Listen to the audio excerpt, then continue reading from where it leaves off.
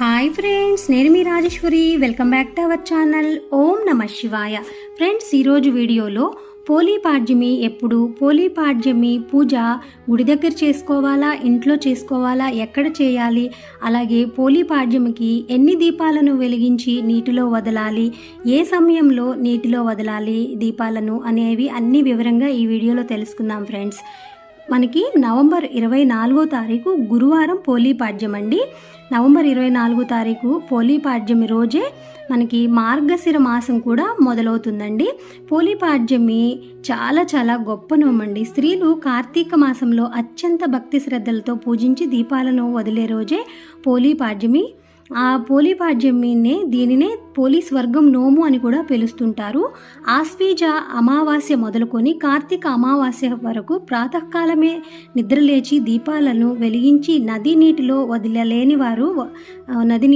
దీపాలను వదలలేని వారు ఈ పోలీపాడ్యమి రోజు తెల్లవారుజామునే లేచి నదిలో స్నానమాచరించి అరటి డప్పుల్లో లేదా కొబ్బరి చిప్పల్లో దీపాలను వెలిగించి వదిలిపెట్టామంటే కార్తీక మాసం అంతా దీపాలను వెలిగించి నీటిలో వదిలిన పుణ్యఫలం లభిస్తుందండి.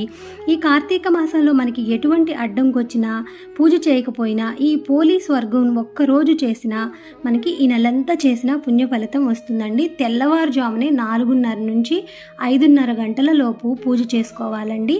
ఇంట్లో చేసుకుందాము అనుకున్న వాళ్ళు ఒక పెద్ద వెడల్పాటి డీసు తీసుకొని ఆ డీస్లో చక్కగా పసుపు, కుంకుమ, అక్షతలు వేసి అరటి డబ్బల్లో ఈ 33 ఒత్తులు వేసి వెలిగించుకోవాలండి. ఇలా కలిపి 33 ఒత్తుల్ని వెలిగించుకోవాలి. అరటి డొప్పలు లేని వాళ్ళు చక్కగా ఇలా కొబ్బరి చిప్పలో 11 3 చిప్పలు తీసుకోండి. 3 చిప్పలు 11 కలిపి 33 ఒత్తుల్ని వెలిగించుకోవచ్చు.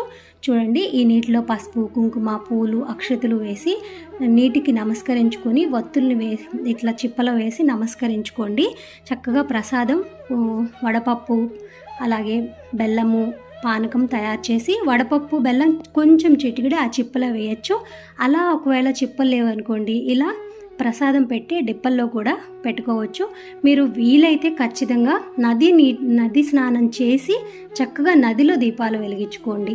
లేదంటే మనకి గుడిల దగ్గర కోనేరు ఉంటుంది కదండి, ఆ కోనేరు దగ్గర కూడా వెలిగించుకోవచ్చు. అలా కూడా వీలు కాని వాళ్ళు ఇంట్లో తులసి కోట దగ్గర తెల్లవారుజామునే ఉదయాన్నే మీరు చక్కగా ఈ విధంగా వెలిగించుకోవచ్చండి.